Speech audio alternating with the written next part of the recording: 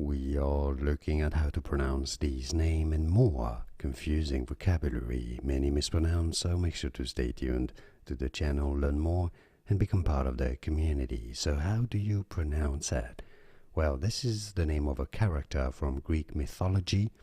For reference, it is interesting to know that in Greek, it's a centaur, and it's said as Chiron, Chiron. Now, in English, this character is often generally referred to as Chiron. Chiron is how you pronounce it in English, even though it's very different from Greek.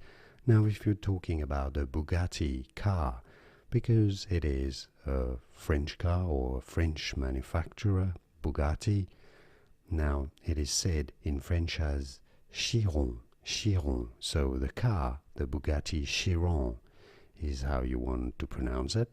But if you're talking about the mythological character, in English, Chiron, or in Greek, Chiron.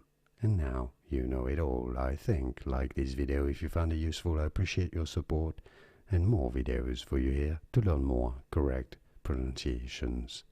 Thanks for watching.